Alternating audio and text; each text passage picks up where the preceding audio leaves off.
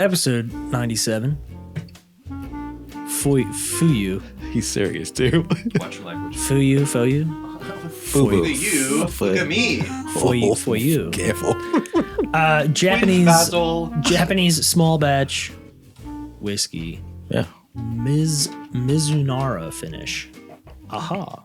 All the notes on back. No kidding, dude. Yeah. Oh, all right. So I don't know that I'm pronouncing this right at all. But Probably not. Fuyu, or however you pronounce it, means winter in Japanese.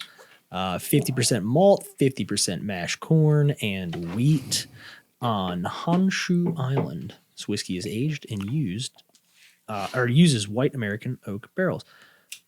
Months before bottling, it is transferred into Mizunara casks, which is Japanese oak, to add roundness and spice, coconut, caramel, smoke, and cooked fruit on the palate. All right, I'm going to be honest. I'm not a huge Japanese whiskey guy. There it is. It's not that I say it's always been bad or anything. I just have never been wowed by any Japanese whiskey. Never been bit by the yellow fever, huh? Can't say that. You can't tell me to be careful and then say that. Yeah. I'm black, bro. I can say anything. All right, that's fair. I'll give you that. I'm not going to tell anybody what they can or can't say. Just stay quiet. No, this came recommended from my guy at the wine loft. Started frequenting back there because I've just been kind of like striking out. The Wine Loft. Wine loft next to Trader Joe's in Reisterstown Road. Yep. Nice selection, nice people. And so I take The festival at Woodhome. Yeah. So the guy there is like a drinker. He's like a bartender. So he's like, yeah, this is good. This is good. This is good. You go to these liquor stores. They just carry crap. Oh, that's the shopping center with the Starbucks. The Chipotle, the Chopped. Yeah, you know what I'm talking about. Well, Let's see. diving into it, dude. Go, man. You got a lot on your heart. Oh, no, you said you added something to the show notes. What I was just, that? just give us some points. Oh, what? Anything. All kinds of stuff. What do I got here? What's on there, Josh? Oh, you added something. Oh, I got it. It's right here. He added, oh my gosh, you added a bunch of stuff. We run out of I saw you adding notes, so I just Yeah. let you run with it. Yeah. Captain America. We going, yeah. Anthony Mackie said something that people aren't feeling about Captain America. I don't know that anyone cares about this. Yeah, and I Captain don't know if America. we care enough to care. I think they've really been trying to hype this movie up, acting like it's going to be a huge effort at the box office. Yeah, it's kind of. I don't know. I've not talked to anybody that's like that enthused about it. I'm not. So Doesn't look very good. all right, so let's just kind of set the stage. I can keep saying negative stuff about it. I can too. MCU's first outing Fuyu. this year for you. Captain America 4, Brave New World. Anthony Mackie is returning as Captain America post Endgame, and in the comics this happens. He becomes the Steve Rogers retires and gives the shield over to Falcon, and he becomes the new Captain America, and he's not well received in the comics. Like in the comics, he's not well received. Yeah. And this is kind of on par with that. Yeah. And they're taking kind of a new approach to this Brave New World story. It's already gone through like a number of reshoots. I just don't think the movie's going to be good. I'm cautiously optimistic, but the reason I brought it is Anthony Mackie said something in an interview not too long ago. I want to say last week, where someone asked him, "What does Captain America mean to you?" And he said, "People think that being Captain America means standing up for America in context but it's actually the opposite. It's standing up for the people against the overarching rule of oligarchy. Am I saying that right? Can I read you the quote? Yeah, please. To me, Captain America represents a lot of different things, and I don't think the term America should be one of those representations. There we go. So people are up in arms about that. Like, you're playing a character named Captain America. But if you watch Captain America 2 and 3, it's not about him. He's actually going against the government. He's not. He's for the people going against. Yes. So it's kind of the theme is still the same, but his clarification quote is, "Let me be clear about this. I'm a proud American, and taking on the shield of a hero like Cap is the honor of a lifetime. I have the utmost respect for those who serve and have served our country. Cap has universal characteristics that people all over the world can relate to." Yeah. But people just don't like him as Cap. I mean, and that's just kind of like, in like, I'd say in real life, he's not, it's not well received. And in the comic books, it's not well received. Like, one, there's the aesthetic of, a black guy being the representation of the American army, Captain America. And he's, there is even a clip in the movie where Harrison Ford, who becomes the Red Hawk, says to him that, Captain America something, and, I'm Captain America now. And Thunderbolt Ross said something to the effect of, "Yeah, but you're not Steve Rogers." And like, that's kind of like the boom moment. So with all that said, man, like, you just kind of started like, I'm not excited about it. I don't, and I really don't have any selling point, but it's coming out. And I mean, are you going to go see it? No. Okay. I'm not. It's nothing against him as an actor or as a person. The trailers don't look very compelling to me. And I mean, maybe if the reviews are super excellent, maybe I'll get out there and check it out. But I have a feeling that that's not going to be the case. And I think, generally speaking, in regards to his comments, I think a lot of people are a little tired of actors and actresses kind of coming out and trying to talk. Not talk, but they just got stuff to say about. It's like the Snow White scenario where What's Her Face came out and is basically kind of like upended everything about Snow White about the movie in the press, and people kind of are like, "You didn't have to talk. Like, you don't have to. Like, it's our childhood movie. We're not asking for you to like." Yeah. Inject all of this stuff into it. I agree with you. I want to just amend what I said earlier, the quote, because there was a break and I didn't interpret the break properly. The initial quote continues. It's about a man who keeps his word, who has honor, dignity, integrity, someone who's trustworthy and dependable. It doesn't change what you're saying. No, sure. I just think people are like, hey, like, stop trying to reinvent. Nobody's asking. I guess, I don't know. I feel like the general audience probably feels a little tired of people trying to reinvent characters that they feel like already have an established kind of like, or just stop talking, origin, right? Just story, background, etc. Just do the movie and let the movie come out. And like, I feel like your job is supposed to be to hype the movie. When you kind of get into this introspective narrative about a film and, he's dig this and that, and don't get me wrong, and blah, like that kind, perpetuating these, I'd say, very what's the word? Method actor type narratives about the movies and the characters. It takes away the excitement. Like, I'm not excited about it because I'm like, if you're not excited about it, why should I be excited about it? So, I mean, the other side of it though is that they do kind of are made to just talk and spew whatever because they are faced with a gauntlet of reporters in media sessions and whatever. Yeah. And I mean, you could do like the Marshawn Lynch and just say the same thing over and over again. I'm just here so I don't get fined. Right. Yeah, right. But at some point, stop sending them out. Stop. I don't understand what the press does. Sure. For anybody. They make money. They make money. The press makes money. That's what they're there for. The press junkets. Like, I don't understand how they make money. I'm confused by that. Like, why are all these people traveling all over the place and doing all these interviews?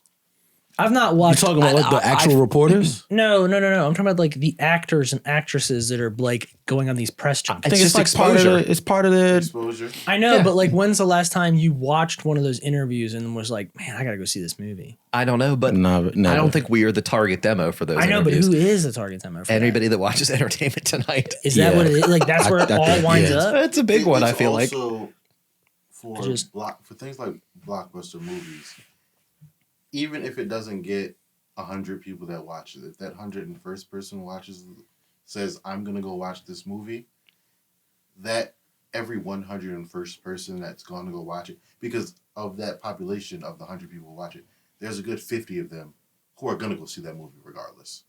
Are you saying like a cast a wide net, and if one person responds, you've made your... And of course, one person is a really big micro-analysis of it. But on the macro scale, gaining a 15% increase in viewership does well for profit margins. Or even gaining a 5%. Yeah. You know, like 5% on how many millions of hundreds of millions of what dollars. What does it cost to actually host those events? I imagine that's a marketing cost. I imagine that if it didn't the make money, they wouldn't do it. Yeah. I think it's like I feel like it's a holdover. And maybe that's like, giving them too much credit, but I think it is. I think it's a little bit of a holdover of like old traditions in maybe so. Yeah, quite possibly. In like the movie theater marketing practice. It's like people are trying to substantiate these things to basically account for future budgets. Like, hey, like we have to do, if we don't do this or if we show there's no value in it, then they're not going to give us this money for the next movie. Like we have to keep this stuff going because our jobs are based around kind of continuing this. I could also imagine that they're using these, especially these big events for Marvel movies per se, to like Captain America isn't the only thing being marketed at this. Oh, movie. of course. Sure. I get that. I get like the larger like Comic Cons and stuff like that. You make an appearance because it feels like it's kind of for the fans, and it's that all makes sense to me. I see these press junkets where like I don't even know why are people even at this? Like why is this even a thing? It's just reporters. I don't even think it's. But I've never seen.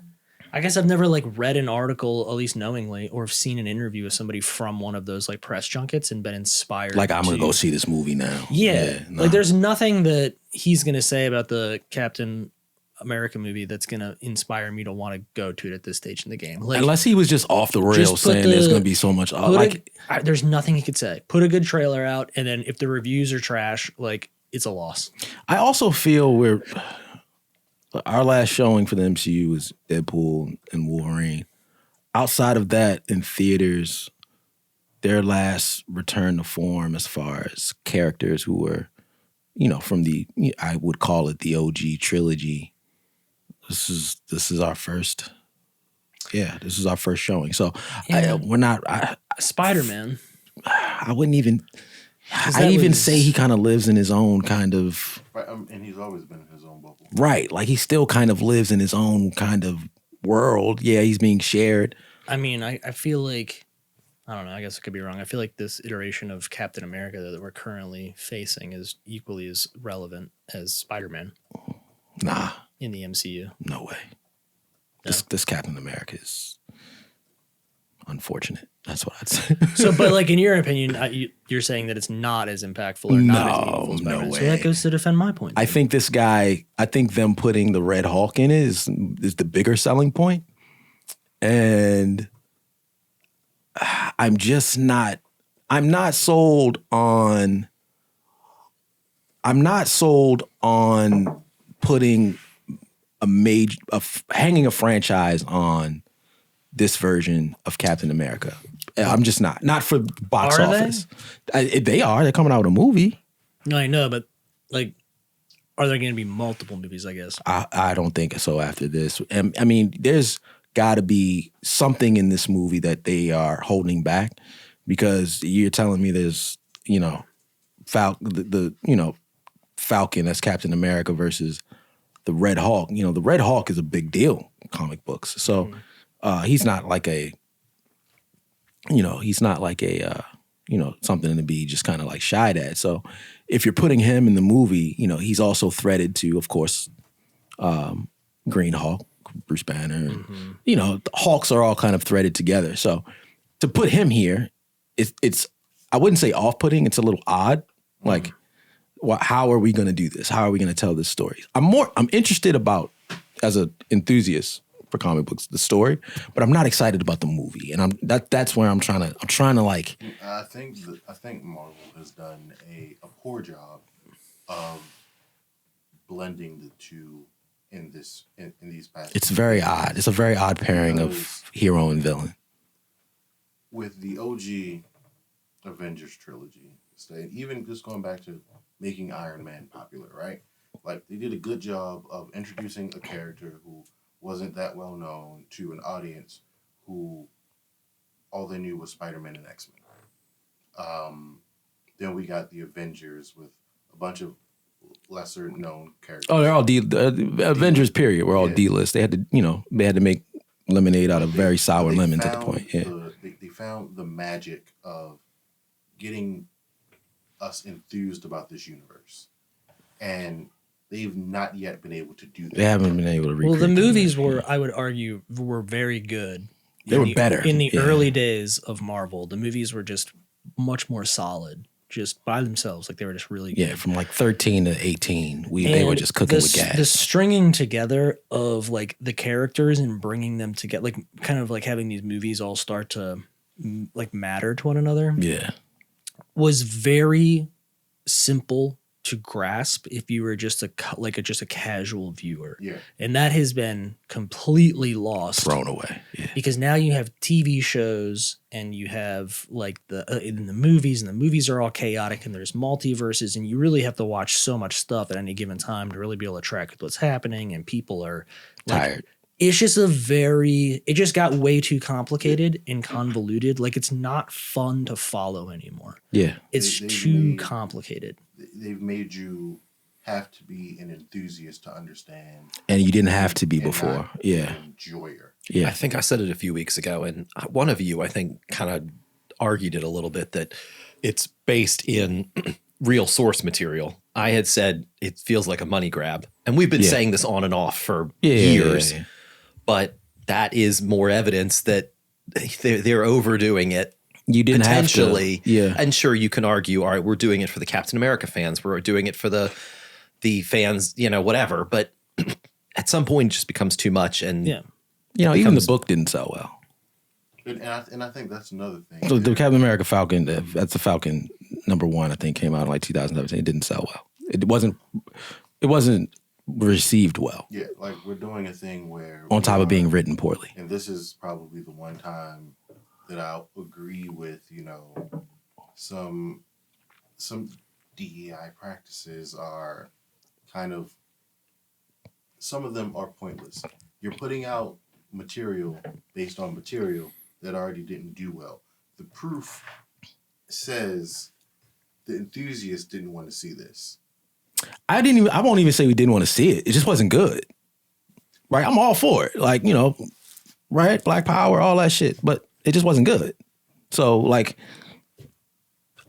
But even still. There's great Black Panther books. There's great Black Panther movies. I'm not so. This just isn't good. I'm not so keen on seeing a Black Captain America. If the book was good and we were excited about it, then we would be excited about it. Fair. But that's what I'm saying. Something that wasn't good already. Yeah. And you're trying to make something out of that where the people, because it wasn't good, care less about this story. Yeah. It was a, I hate to be that guy, but it was, it was one of those things where Disney is very, very inclusive in their practices, and we want to make something for everyone. And sometimes I'm all for it, but sometimes it just doesn't work. Yeah. It just doesn't work. I think it's a bigger casting miss, in my opinion. I don't find him particularly compelling. I don't know if we like Anthony Mackie. That's what I'm saying. Right? I don't have anything against him. He just doesn't strike me as like a Captain America type. And it's nothing to do with like his race. He just feels kind of like, I don't know. He just doesn't something about him. In a world doesn't make sense to me. In a world where you live with the Chadwick Boseman, and there's Anthony Mackie, and you say the names because you've seen what, because you understand it, and you feel it's a feeling. There's a feeling. There's a feeling one that you don't give with the other. Yeah, and I think that comes from his other performances and other things. Yeah, because I'm Tupac, y'all. even Sam Jackson as Nick Fury. It feels. You get a feeling from it. Right. Yes. Yeah. Yes. Even though we know 1000%. Nick Fury wasn't this guy. Nick Fury was a white man with brunette hair. Yeah. You put Sam Jackson in the role, and it's like, no, that's Nick Fury. Like he's a Nick very Fury, compelling. right? He's like a very compelling actor. Like you enjoy watching him, and he like he he's made the fascinating. role him. Yes, right. correct. Anthony Mackie for me just doesn't do it. that. He Like, just doesn't- never has for me anyway. Yeah. Okay, so I don't know. So we're not sold on the movie, and we're not sold on Anthony Mackie. That's just so if we could recast. strong. If we could recast, I who would we mean, recast? for that, I don't. I mean, that's rough. I'd probably go with what's the guy from? Oh man, there's a show on Prime with a guy. He's black, and he's a detective. Come on, Josh, help me out. I'm working on it. Freak is his name? Come on, Josh. I got a lot of shows on Prime that Black have detectives. detective. The one with Alex Cross. Alex you. Cross. What's his name? What's the guy's name? Oh, you know what? Here's a funny thing. If I added black, it Google. Okay, so the search was Prime Show Detective, and then I added black, and Google highlighted Cross right there. in 3 results. What's his name? Golly, his name is Aldous Hodge. Aldous Hodge. Could sell it. Because when he's in something, I feel it. I get a feel like, oh, okay. Mm-hmm. All right. I'm with you. I'm not a big fan of Michael B. Jordan, but when he's in something, I feel it. I don't get that feeling from Anthony Mackie. I need like a. I feel like the character of Cap has a certain arrogantness about him that Anthony Mackie don't just have. Never brought to the Falcon. He's arrogant though, but it's not a welcoming arrogance. He's a little too like wispy too. Like he needs to be like you know what I mean? Like he's not. I don't know. Captain America just strikes me as like a brawler. Like he's just like a big dude. Yeah. Anthony Mackie when Chris Evans was in the role, he said, "I'm glad I don't have to do it anymore because the physical upkeep was just so crazy." I think he puts on like 40, 45 pounds. And I didn't really notice it until I saw him in Red 1 recently with The Rock. Mm-hmm. And I was like, he's so much smaller. Yeah. Right? Like in comparison to the Rock. I'm used to seeing him as Captain America, and he just looks like he is very much not on a lot of protein anymore. So anyway, sounds like we've panned it, dude. It sounds like a hard pass. I'm our comic book representative, so I will go see it, but I can't say I'm. I'll wait for it to. I can't say I'm on the I'll bandwagon. be shocked if We're calling it we're calling it premium streaming services. Yeah, Available on premium streaming services. Premium streaming service. Premium streaming service. In-house. Yep.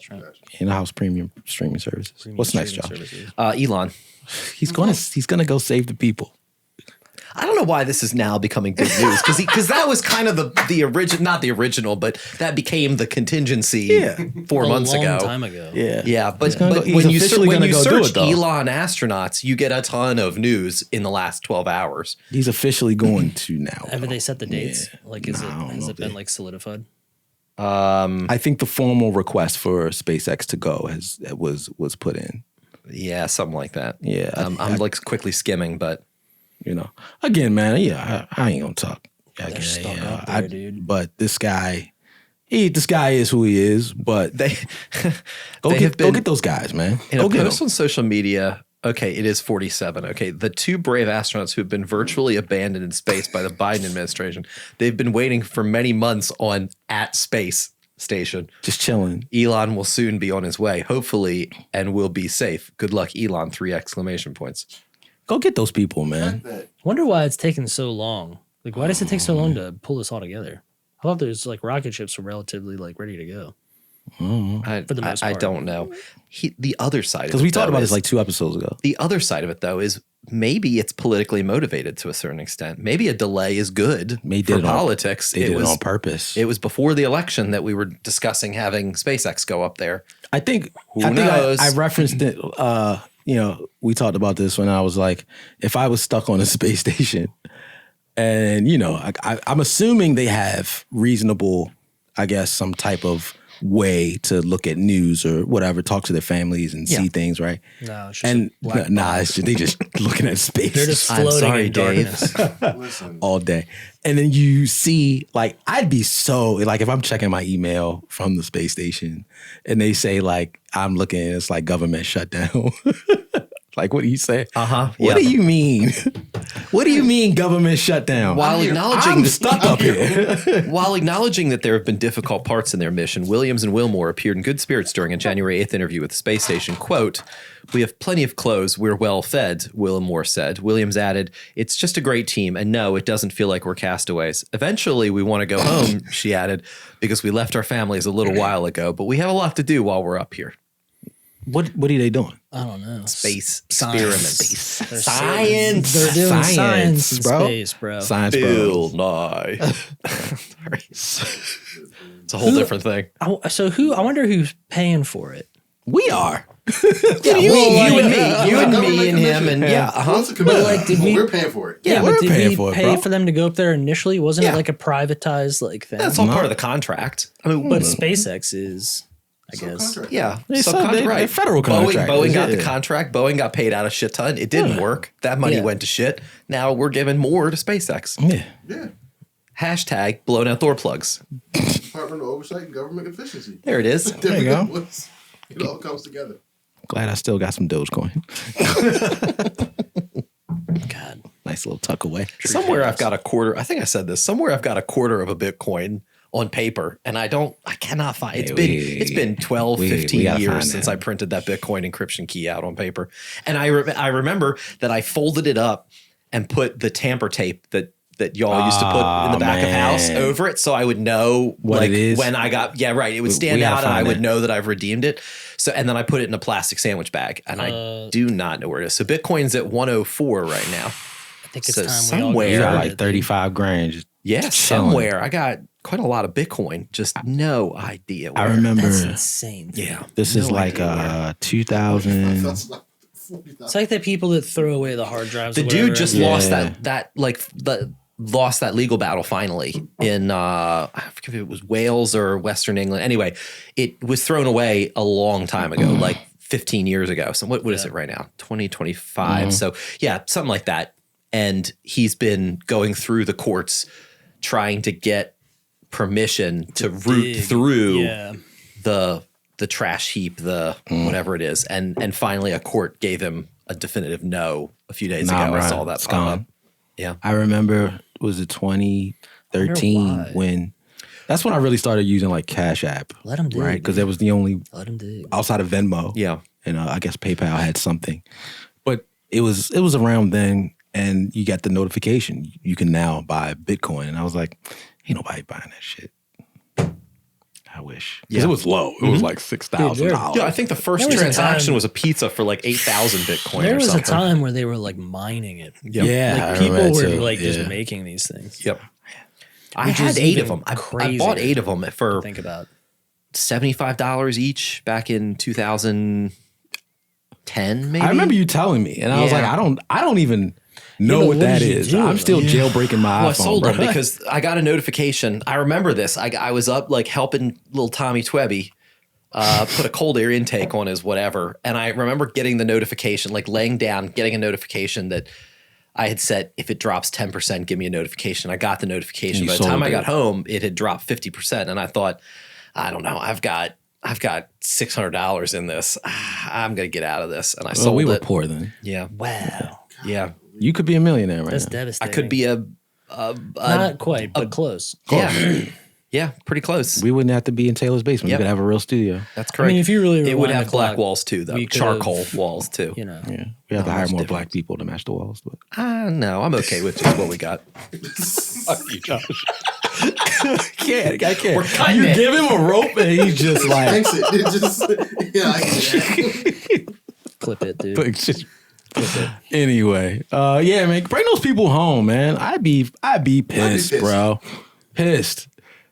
You cannot be mad. I wonder what Why they're, can't I? I wonder what they're paid. because you went up there. Oh, they're bro. They got. Are they paid like a space like a shift differential? I think at You that get more while point- you're in space. at that point, I say this kind of like, Yeah, I mean, it's definitely, there's got to be something. they're that we can federal look up. employees, so you can look up like their like whatever their pay scale is. But I say when you are at that point of professionalism, money's not a real thing for you. Like you have access and resources. Like yeah, cash is great, but you're straight. They'll write books about this. Yeah, you will be in textbooks if they don't stop putting them in schools because of woke stuff. Okay, so my sources here all tell me that they're on the regular GS scale. Yeah, GS 13, GS 14s. But it also says that they get hazard pay, but nobody is really indicating what that hazard pay might be like. Oh, that's a couple thousand. That's a couple $100,000. Gotta be. Yeah, they're up there. There's no way you can tell me I'm getting hazard pay and the hazard be the complete unknown and not making it the worse. complete Somebody on literally Reddit- somebody the on- abyss of space and not like Somebody on Reddit writes, their salaries are astronomical. God damn it. That's great. astronomical. But yeah, man, like I don't know. I think the highest scale for GS for TS clearance, whatever, isn't like the 300,000-400,000, right? Like, I mean, they're not like making like ball player money, but that still is great money. And then they're getting like this hazard pay. These people are good, bro. They're chilling, bro. Money is not a thing for them. Like, they're not worried about getting home to make sure that they pay the BG. They're like, Well, we don't know. They could have a crazy gambling habit. if you have a crazy gambling habit and you're stuck in space, Dude, they're you're just going to do playing- nothing but make my habit worse. They're just playing DraftKings up there. I'm in FanDuel no, for you're 8 not. hours a day No, you're not. Look, where are you? in space. They got Starlink, bro. True. Just because they're up there with Starlink doesn't necessarily mean they got it. Come on. You mean to tell me I can't Hey, use but I might actually. 18.3 introduces Starlink T-Mobile? connection on we T-Mo. got- Come on, bro. Did you sign up for the beta? For what? The Starlink? The Starlink, you got to sign up for the beta.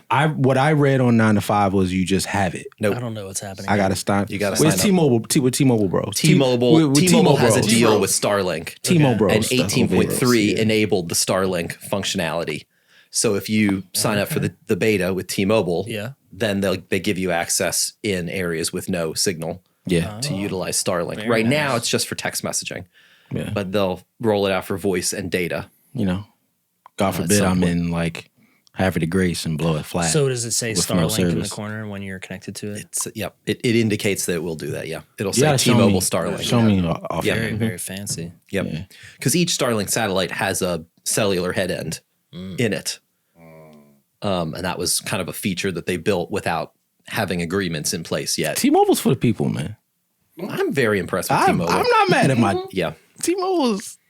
It's been a long time since I was on T-Mobile. It I used had to a be- I had a sidekick back in the day. I can so- say it. I can say it. It used to be a little ghetto, but we're good now. Sure. We right there. And now, though, Boost got sold. So who's the ghetto carrier?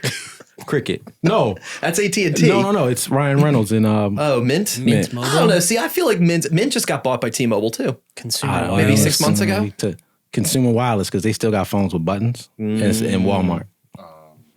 Yeah. Got it. Yeah, get back to those dumb Got it. phones, dude. Sign me up. I love watching like spy stuff and they have the dumb phones because like I still kind of like just want like one Sure. in the car and then I can pull it out in front of my wife and like take a call. I just want to do that in front of her one time and just kind of like see her face like what is that? Shh, shh, shh. This is the government phone. Like don't say anything. I got to take this call. We should do that. We just as a go prank. online. Can't be Just traced, get a dude. plan of You can take the phones. battery out. Yeah. Oh, we only use them to talk to each other. Yeah. Only about the podcast. Just let's start synchronizing Who calls on was the it dumb that phones. had? Was it Sprint that had the walkie-talkie feature? Nextel. Yeah, Yeah, Nextel. Nextel, yeah, Nextel, uh-huh. walkie-talkie. Yeah, that was Then fun it time. Boost. Yep. Yeah, Yep. dude. Yeah. That was fun. I remember those commercials. Where you at? Yep. A lot of Ludacris on TV. He's still on TV. I remember Sprint and Boost activations at the store. Oh, God. The worst dog shit. Literal Just the worst. For whatever reason. So First, all right, terrible. first-hand stories. That man. really Let's is go just back. So terrible. The Take it back. worst, bro. And I've never seen something more complicated Mm-hmm. in my life. And I mean, I get it as a customer looking at us like we're idiots, but listen, we're just the facilitator. They made this process. Do you remember it sucks. Do you remember the guidance they gave us where they gave us like a script because when we called we had to be and like, then at some point the step like skipped to step 12 and step 12 was hang up and call back. It was terrible, bro. It was like terrible. tell the employee that you know what you're doing. Even It was, and it also was like Ensure tell them customer to that click you- this button in the top Yeah. left corner of Yeah. their It screen. When they say blah blah blah, tell them to click the blue button at Yeah. the top left corner of their screen. they were like, the Boost employee will not know this process and will not believe you. You tell them what to do. You have to convince them it was that you real. know what you're doing and then walk them through this process. It was terrible. so bad. Bro. It was a terrible time to work at the fruit stand Oh my because god. They'd be like, "How do you know what my screen looks like?" I'd be like, "It's in the script." I don't know. I'm just reading a PDF here, but I don't know. What's crazy is I find myself had to do that with like a similar thing with the help desk with Baltimore City IT. For some of the devices that we've had, I was like, yeah, guys, nobody's gonna believe the you. barrier Man. for this job is so Very low. low. Yeah, it's very low. Very low. Yep. So low. It's very low. brutal, Called tier 1. Yeah. brutal times. Good old Scott Garcia though, because the customer don't believe you that this not working. You can go. You can get out. You can take your phone to booth. We're taking our time here. Miss man, fruit stand, man. Yep. So fun. What else we got? Man? I don't understand the third one here. What is Patty Boy's 3 Peats. Oh, The that's Patty Boy Patrick 3-peat, Mahomes. man. That Super Don't Bowl. just say the same thing again and expect me to understand what you're talking I forget about. who you are. That is- And you know, this is a testament to like the dichotomy of like Josh. Like I when I speak about him to people like, you know, like my wife or other peers who like had listened to the pod or whatever, I'm like, Josh, I revere him as probably one of the smartest people I've ever met, like in my life. He knows a lot of stuff about a lot of stuff. I can concur. And then you say things like Super Bowl, and his brain just kind of like short circuits. Like, melts. I'm the smartest idiot you'll ever meet. so yeah, we were actually talking about it for you Does guys. Max's do something big for the Super Bowl? Oh, that'd be nice. It's on the TVs. Yeah, but they don't do like a Super Bowl party. They show it. I don't think so. No. Mm-mm. No. It's also not my department. So Because Super Bowl is a department. no. Events. The party. Event. Oh, Events. okay. All right. Yeah, but, Events, like, not my department. You're in the Off building party sometimes. I am in the building from time to time. All right. No, as far as I'm aware, no. There's no fun thing planned for Super Bowl. This is a tangent. This is going Go. to be not what we were talking about. But I recently saw an article. It might have been Baltimore Banner or something, but they were talking about Fells, and apparently there's like, I don't know if there's something going on with like the real estate in Fells or whatever, but a lot of like businesses that are down there now, I guess, are like shuttering or going under. And there's like, I don't know if you know anything about this, but they called out Max's as being like one of the only like kind of legacy Yeah. operations. Yeah, there's a lot of turnover. still like in existence.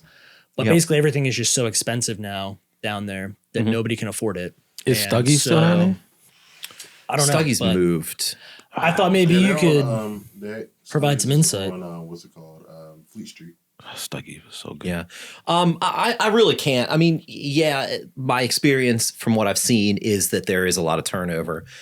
There are a handful of businesses that have been there and stayed there for a long time.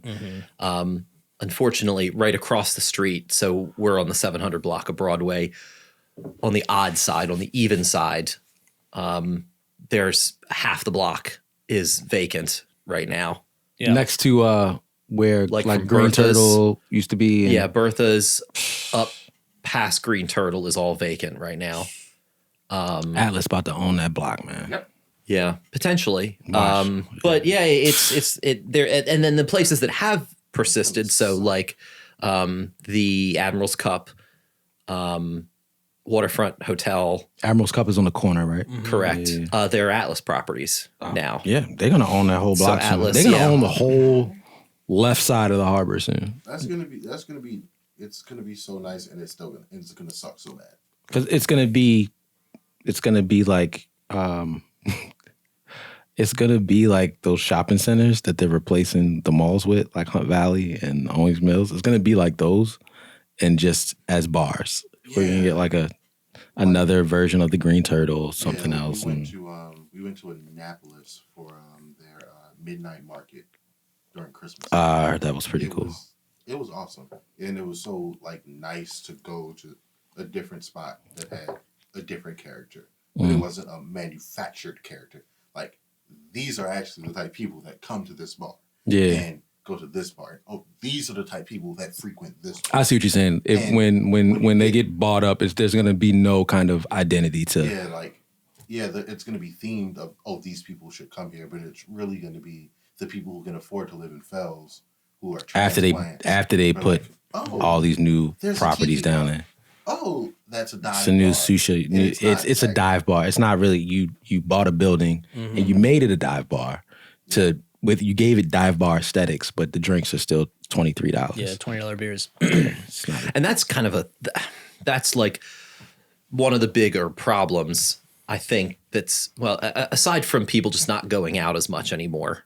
Yeah, I was going to ask, like, what is the Friday night scene down there still kind of like busy, chaotic? It's busy, but it's not chaotic now. You couldn't even like drive through there. No, it's not chaotic. They do during the summertime. The last few years, they have closed the streets on Friday and Saturday night, but that's mainly to deter dirt bikes. Not because, and they park big old DOT like salt trucks or plows at the heads of all the streets at Alisana.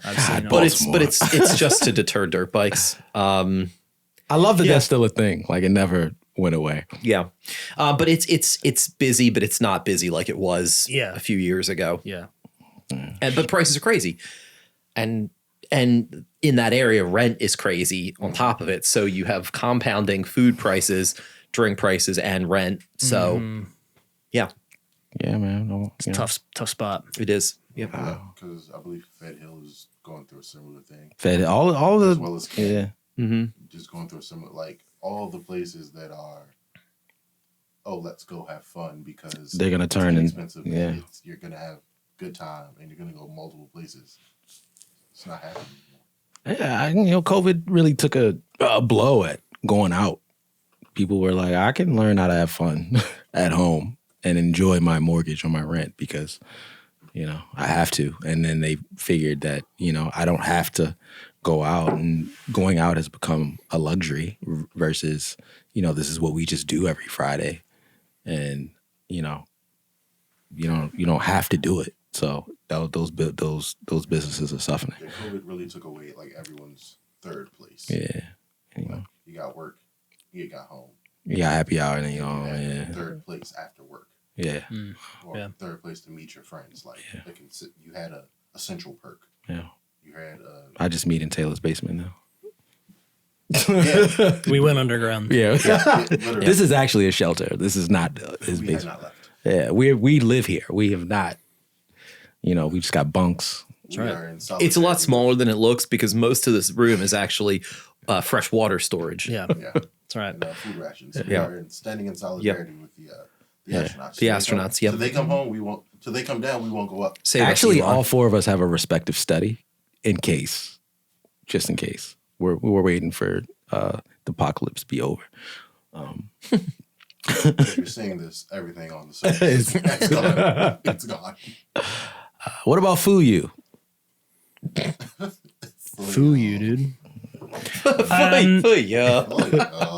It's got it has like that Scotch bite. I don't like it. Like that part. Flavor I like profile kind of, but that's again in my experience, that's Japanese. That's Japanese whiskey, man. Like, that's what they do. Is it the corn?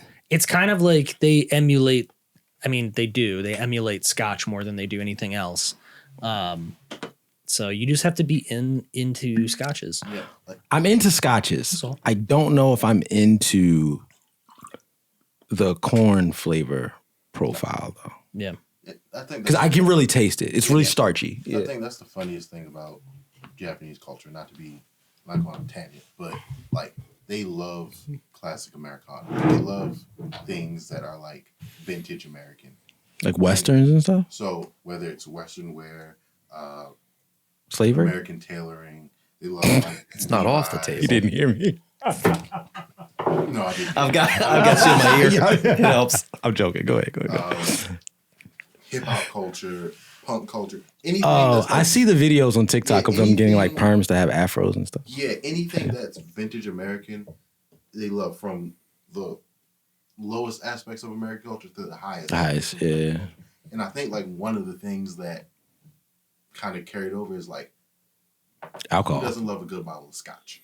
Yeah, I do think, if I recall correctly, and Josh could probably look it up, but I do believe that Japanese whiskey is largely influenced or like directly influenced by Scotch from like Scotland, like Yeah. directly. Like they originally were like sourcing bottles and recipes from them. So that's why a lot of their flavors are, And I guess, I guess correlate. You make a bad bottle, you gotta perform seppuku on yourself. more or less. I'd hate that. That'd be a real bummer. I was gonna say that factory is a real bloodbath. You're correct. Yeah, Masataka Takatsura. Come on now, get it out. Masataka There you go. Takatsuru. Got it. That's right. The beautiful thing about anglicized Japanese is that it is phonetic, Yeah. right? The letters are all sound the way you sound think what they you think should they sound. work. Yeah, when it's written in Unlike a the Latin alphabet. English diction. Yeah, it sucks. Yeah, English it's sucks. the worst language to learn. And anyway, we so- speak it terribly. Mr. Masataka-san, he studied under Scottish master distillers and is known as the father of Japanese whiskeys. Yeah. Okay. Yep. That's why, like, I think, like I said, Japanese whiskey has a very And I guess the Scotch climate and the forward. environment This really was lends right itself next to the style Toki. whiskey. I mentioned this earlier. We had the Toki like early on. This is the only other Japanese whiskey we've had, and now I'm kind of like, what is the premier Japanese whiskey? A lot of Like, people love maybe I'll find that and see. A lot of people love Hibiki. Hibiki. There you go. Mm. Yeah. I don't know. Wonder I've if never any. been a fan because I'm not a fan of Scotch, so this was fine. Like, Grow this up. is honestly better than what I. What you? Okay. What he was anticipating. I also find that Japanese whiskeys tend to be a little bit more overpriced, in my opinion. It's kind of like a cool thing, like It's cool. Japanese whiskey. So there's a Yeah. little bit of a tax associated to that, but I don't know that it always correlates to the quality of it. Like it's kind of a rarity and kind of an oddity in and of itself, just being Japanese whiskey. So I always find that the prices are a touch inflated for what you're ultimately getting within the bottle. It's like Trump sneakers. Sure. Yeah. Yeah. God Or bless. Even like, R.I.P. even like in bottle design, that's probably one of the better bottle designs. Oh, yeah, it's pretty cool. It's pretty modern. Yeah. But like traditional, like regular Japanese whiskey bottle design, you'll have some Japanese calligraphy, and you'll have Some an imagery English and- translation, and then that'll be the label. Yeah. That's just it. Because Toki, what you're describing is like Toki. It's got the real like square bottle. Hey, did you get caught up on Severance? Did you watch it? Damn right I did, There boys. we I go. promised I would, and I This did. I watched the whole guy. first There you go. season and the 2 that are out. There you go. I'm ready. I'm locked and loaded. I'm ready to go. All right. And I was kind of paying attention and seeing things that I hadn't seen Right. previously. So did you watch it yet? No, I haven't been able to watch. TV? Haven't been able to watch Okay. The TV shows that I've been like. Okay. All right. Well, we'll talk about it. All right, come over tomorrow and we'll just act out the whole first season. Yeah. Because you can. Live action. It's a very minimalist set, Yeah, but I've seen the first season. I haven't seen anything. I feel like the show is very inexpensive to make. Yeah. yeah. Mm-hmm. Yeah. It seems that way, Until but it's not. Apple shows you the invoice. It's just not. You I can. had I to mean, explain to my it's wife just one what of the those first things. season was about, and You had to mansplain it? yeah, Mm. it wasn't fun. Don't let her see this episode. So I haven't been able to watch it because she's not interested at all. Yeah. theories, thoughts. Oh, yeah. Did we ask these I have questions a- last so week? I have Yeah. a progressing theory. So what you had kind of brought up that one of the internet's theories, I think I think it was one of the internet's theories, or your theory of them not doing anything. Yeah. Has really weighed heavily on me. And watching the first 2 episodes and then seeing the whole first season again fresh, it connects. Like it resonates that is certainly a possibility. I don't have a new theory to present, unfortunately, but I'm kind of just looking for little clues here and there. Yeah. So something else to potentially chew on a little bit would be there's seemingly there's definitely references to cloning or cloning technology of some type. The goats. We see the goats. There's a couple of different references I didn't think about to that. cloning. That was a sheep, but Dolly was a sheep. Same family, man. All right. Anyway, there have been a few references to it throughout. I don't know. Fuck me, right? And Adam Scott's wife, right, in this series. You think she's a clone? Gemma. Yes. So, so we obviously know that there's an iteration of her, That's right? a good one. Sure. That's somewhere in the building. Right. And is it like, how could that be possible if they haven't in some way, shape, or form cloned this person? And so maybe like we learned that there is a the project that Adam Scott's character is working on called Cold Harbor. Yeah. And he is close to finishing this project. And it's a And very, they need it's a him to very finish it important for some project. reason, right? And there's other references, like they talk about it in season 1 where the percentage of completed projects is like super low. Like they generally don't finish projects. Like they just do their best. But That was brought up with the new group. Yeah. Yeah. We never finished There's a theory is that he is trying, like they cloned his wife.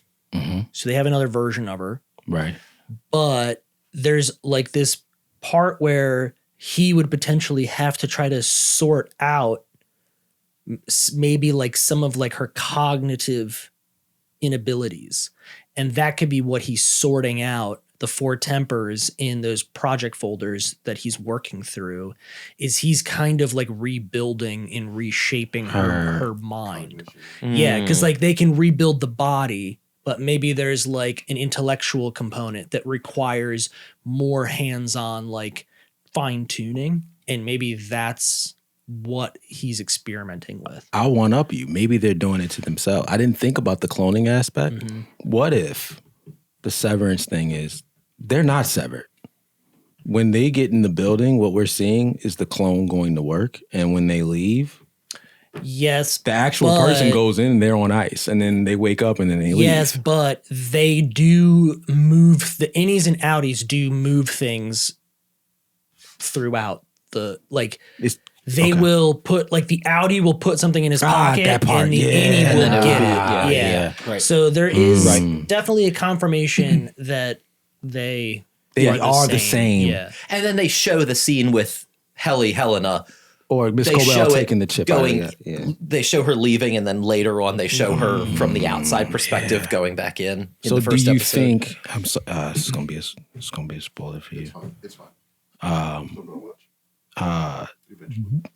We do, or are we all in agreement that the heli that's gone back in, it's not the same heli? Okay, this is great. I was going to ask about this. Initially with episode 1, I thought It was that when they sat in the break room, I thought, oh my gosh, this is Helena, not Heli, that's back in. Why would she make that up? And then in episode 2, you didn't really see. They show you a version of Helena going back in the lift and becoming Heli, and I'm thinking, well, maybe she's just lying, like what's his face did, like Irv did. Because he was ashamed of what he saw or what he did. So maybe she's just lying. And so in the first episode, I thought, with going under the basis that is just Helena, not Heli, in the severed floor, her main goal would be to keep them all there. Because if she is really still Helena, of course she wants them to continue working for whatever they're doing. And she did that successfully very quickly with Mark. And she did so by like tugging at his heartstrings. I want to stay here. I want to stay because I want you to you finish the should project. do this. Yeah. I will help you with this. Yeah. But then in the second episode, it did look like it was really Helly that was there. Because but maybe it's different. Maybe it's Yeah. another Like, I don't wanna- segmented brain. There's so many pieces. So- go ahead, Tim. I was just gonna say. So what's interesting about it, and I watched back to kind of confirm this, like when she comes in episode 1, when she comes off, or I think it's episode 1, but it's whenever she comes out of the elevator for the first time and is reintroduced to Mark. Is that Mark? Mark S. Yeah. Yeah. So she's reintroduced to them, or reintroduced to him for the first time. The first like 3 or 4 things out of her mouth are establishing essentially what he knows, so that she can kind of not reveal, like, so she knows what not to reveal. Okay. Right. Like the exchange of information is one-sided and she controls the conversation.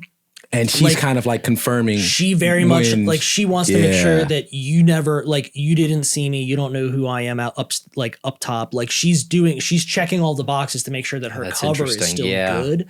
And if you actually watch back and listen to the questions she asks, it's not what you would normally it's not what you would think you would ask if you were coming out of that environment. Like she asks very pointed questions, like that kind of are in the effort of protecting her identity a little bit. Got it. It's interesting. It's it's odd. I'm very much leaning into like the science of it because I'm like, as a severed person with the chip, like what parts of the brain is it severing? Like we see when Helly wakes up for the first time as a severed person, she has very much, I'd say very much invasive cognitive ability. Like she knows she's a person. She knows who she is. She doesn't know where she is. She sees strangers. She takes them as a threat and she's trying to leave, right? So it's not like you wake up and you're like, I got to learn how to tie my shoes.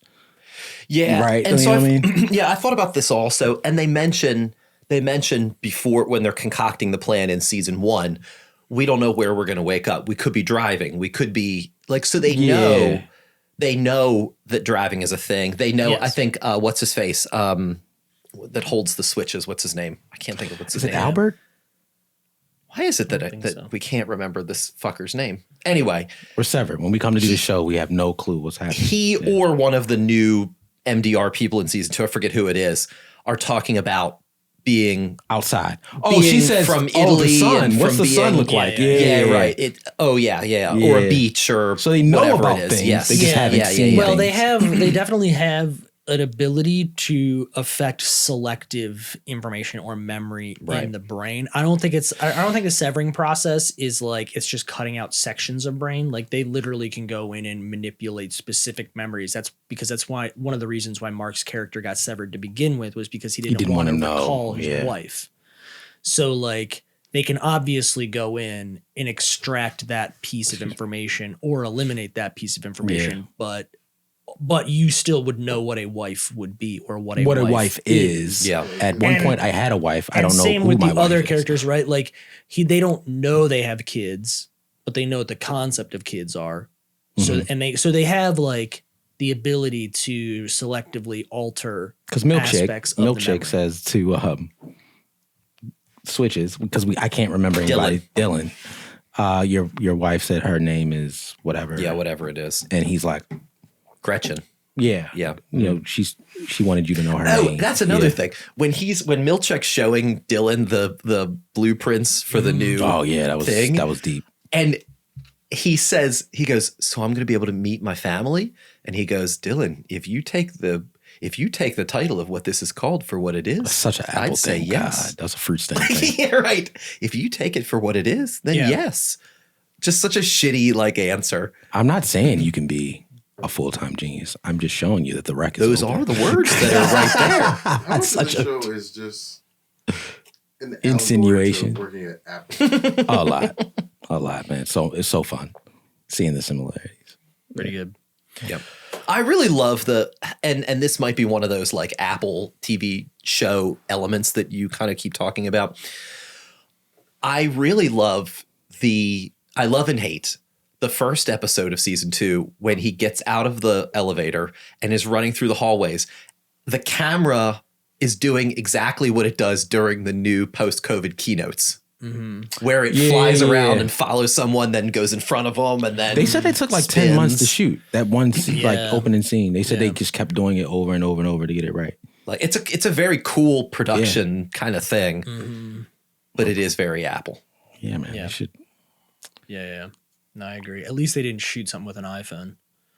I feel like Well, at least they didn't say they shot it with an iPhone. Yeah. They very well Definitely could have shot it with an iPhone. dude. They put a They're rig on that thing. Absolutely not. I've seen some behind the scenes. There's definitely no iPhones on that set, but you know that Tim Cook is just itching for the next keynote, dude. One scene. Shot. He's gonna be like, season 3 was shot on an iPhone. They're all And pre-release Blackmagic 4K or 8K with direct iPhone connection. Edited in Final Cut Pro. Bonus. dude. Bundle pack. That aspect of $700. that aspect of the conversation behind the scenes has to just be so brutal. Just somebody is like, so how can we work some like Apple? What kind of negotiation? How can we work some like Apple gear in here? Because also all of like the technology, everything in the show is all like very retro, dated. Like none of it is seemingly like There's not even an iPhone in the show. It's seemingly like all of the this is so I'm getting off track now because I'm thinking of like other theories possibly, but when we see the outside world, the technology It's and like dated, no, like when we're in the regular world, it seems like technology and like the instruments, like literally like computers, TV screens, things like that are modern era. Not Mrs. Colbell's car. But when you're in the severed floor, everything is like dated. CRT, right? Yeah. And I thought about that too because I don't remember the desk that when they first get in to the office and they check in and she goes, "Are you ready for Mr. Scout?" I don't remember that woman's computer screen, but the security guard right before the elevator has like a Dell, like monitor. Yeah. But their cars are super old. He's got an Everybody's LCD. got an old car. But everybody's got his old car. never Everybody's got see an a cell old phone. phone. Right. Yeah, right. I haven't seen a TV. There are cell phones on the outside. Yeah. I Right. have But they're not like super modern. They're not iPhones. They're dummy. they've not been that explicit about the the exterior technology has not been as explicit as like that's an iPad or an iPhone. However, when you're at the event in the end of season 1, where Helly is out or whatever, it's very clear that we're in modern times with modern technology. Yeah, you're right. There's a keynote happening with giant LED panels. Like this is obviously You're right. This is not the technology that's being used on the outside is significantly different. It's a than super what is retro, being super. utilized What do you call it? What's on the the word? inside. Retro, super futuristic. Type of universe. So one other thing here that kind of has been in my mind when I told my mother a few weeks ago that I was going to rewatch. We were talking about it, rewatching the first season, and one of her theories or her theory was, what if we don't know much about the outside world? Like a lot of it is spent on the severed floor. What if there's some sort of war going on and they're doing the war effort? They're fighting some sort of battle, and it could be digital, it could be in person. could be. That's a nice theory. I'm familiar with the book Ender's Game by Orson Scott Card. The whole idea that Ender and the team, they're not going through a training simulation. Ender is fighting the war with the buggers. That may have actually been something she said to me. I don't know how to read, so I'm allergic to words. Yeah, but I got you. Yeah. Conceptually. So we don't know. We do know that everything in the town is named after the Egans. Yes. Because of the map and whatever it is, but we don't really know what's going on in the outside world. Do we even know where this town is? I don't know. Mark's thing says Allentown on it. His little Pennsylvania. glass. It is the show is filmed in New Jersey. Yeah, right. All of the the buildings and all the Lumen locations and headquarters, all that. It's all in New Jersey, for what it's worth. It looks like it too. But then the new Severed group, or in the Didn't she say she was from Florida? In the training video, it says, well, there's different branches. There's 200 branches around the they, world. They of Severed acknowledge that employees. there's a lot of different branches. Yeah. There we go. Yeah. So. Oh man, great show, man. It's really. And I am very curious to see a mystery. What happens with the woman, the senator's wife, or the politician's who's wife, severed on the outside, who Helly meets at the presentation. That's a real interesting They haven't really touched on that concept. You saw it when Devin meets her in real life and she has no idea who she is and the kid's named something different. And you start there. Yeah. And then you see her at the presentation. But then beyond that, she mentions it right before Milchik shows up in the first episode. Her motivation for being severed was she didn't want to deal with the quote unquote complications of pregnancy. Correct me if I'm wrong. That's kind of the right. Yeah. Yeah, the idea is she doesn't ever say that, but she mentions twice, I couldn't do it without the help. Yeah. Right. And I don't know, this is very much having, conversations with my wife who, we have children, and she says that's having children, a person, this is the, feminist Courtney talking for a second. When you have a person growing inside of you, that's the best part of it, because that's where the maternal bond happens. So for this character to say, I couldn't do it without the help, I want to be severed during this time period. But we don't know. Right. We don't know if she means I'm severed for the 9 months. That we don't know that too, right? Or if she is Good partially point. severed during 9 months, but she is more severed when the kid acts up, or when she doesn't have to deal with the hard parts of the it. specifics of when she is severing is not clear. Right. Yeah.